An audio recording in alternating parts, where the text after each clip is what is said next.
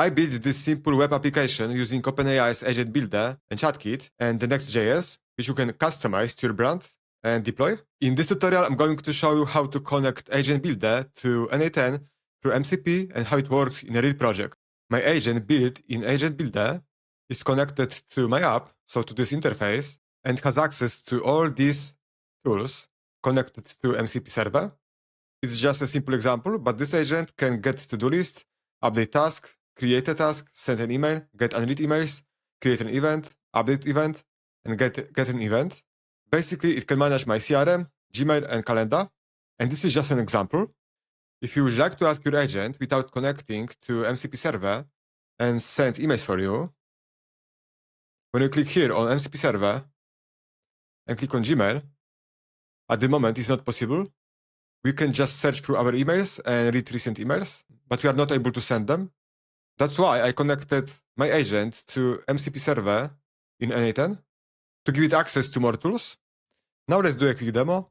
Hey, send an email to n8ndemos@gmail.com that I need to reschedule our meeting,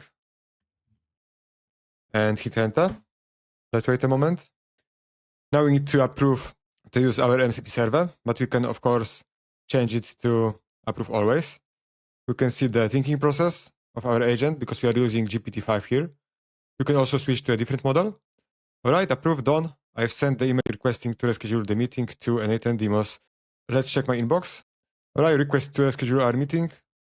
Hi there, I hope you are well. I need to reschedule our upcoming meeting. Could you please share your availability over the next few days? All right, perfect. I also created some shortcuts, so you can just click on it and ask what's on my to-do list. Of course, you can add more tools to this MCP server. Just quickly, what exactly is AgentBuilder? It's a visual canvas for building multi-step agent workflows. You can drag and drop different components, agents, tools, data sources, and connect them together to create sophisticated AI agents. In general, the interface is clean and intuitive. You've got your canvas here, different node types on the sidebar, such as agent nodes, file operations, web search capabilities.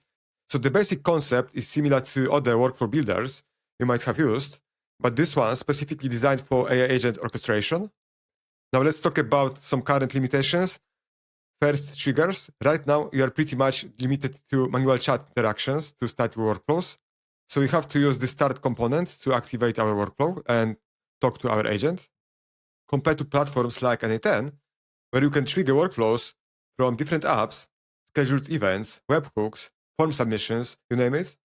This is a pretty significant gap if you are thinking about production deployments. Another thing I noticed, debugging and monitoring could be better. When you are testing your agent, you can see it's working through the nodes, but you don't get detailed execution traces in real time, like in n8n. You can find the logging here in the evaluate section, but it's split in separate trace views that are not intuitive. Now here is something important. You are logged into OpenAI's models. So all the models from their ecosystem. Now, don't get me wrong, they've got a solid range of models from GPT-4.0 to the new reasoning models. But if you want to use Claude, Gemini, or open source models, you can't do that in AgentBuilder. Also, the tools selections is somehow limited because we've got the basic web search, RAG functionalities, but there is no general HTTP client for calling APIs. To build a simple agent like this one, you just simply create a new workflow. We automatically get these two components, the trigger, so the start component, and our agent. We just only need to add endpoint. All right. Now let's configure our agent. Here we can change the name. We can provide instructions, so the prompt. We can include chat history. We can change the model. If you are using GPT-5 or a different reasoning model, you can also adjust reasoning effort to minimal, low, medium, and high. Let's expand the view for our prompt. I'm going to paste this simple prompt. You are a helpful assistant for Damien. Help Damien with his tasks, calendar, and emails. Use the available tools to access his personal data when needed.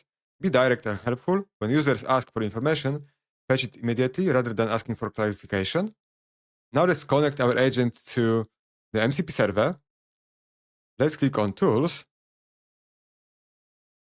Let's click on MCP server. Now, as you can see, we've got access to OpenAI connectors. But as I mentioned, it's pretty limited because now we are able just to search messages and read recent emails. For calendar, just search events and fetch events details. While in n8n, we can use all these operations for Gmail. And for calendar, we can create, delete, get many, update, and so on. But how to connect this MCP server to our agent? Just simply click on Add Server, copy the production URL,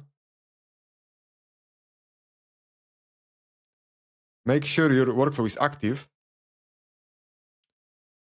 paste URL here, add some label, for example, my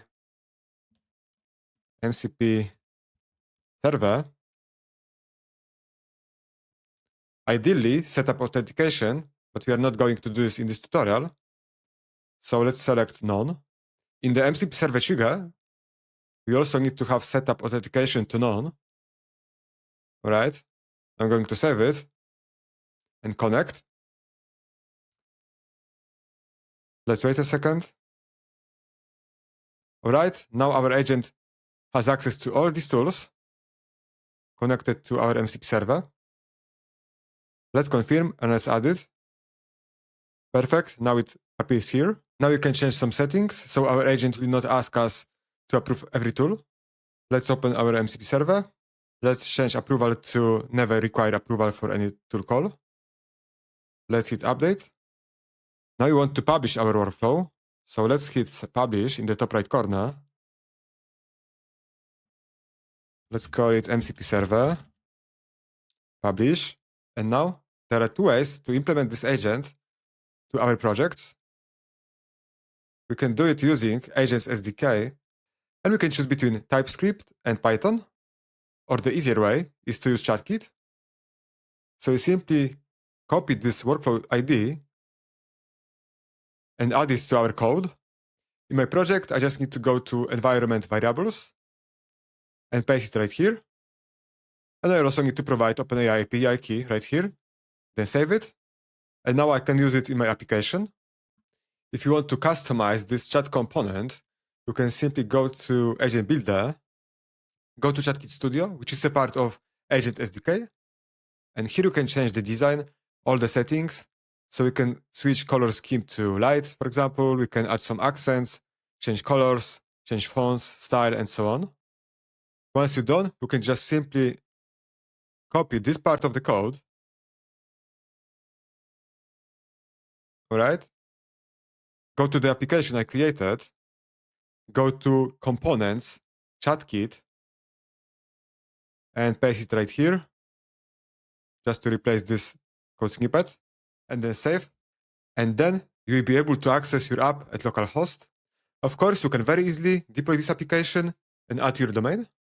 If you want to get access to this project, all the resources, the code, the MCP server, you can find the link in the description of this video to our exclusive community, AI Agents Accelerator. It's a community of like-minded people from all over the world. We share ideas, have discussions, share resources, and so on. We also offer technical support. Inside the classroom, you'll find a 55+ hour n8n course, premium AI agent and automation templates, and we'll also be launching our AgentBuilder course soon. So please feel free to join. You can find the link in the description. I want to be honest about performance of AgentBuilder because response times can vary significantly based on your model choice and tool complexity. Also, each MCP call adds latency. So sometimes it's better to have one comprehensive n8n workflow than multiple small ones.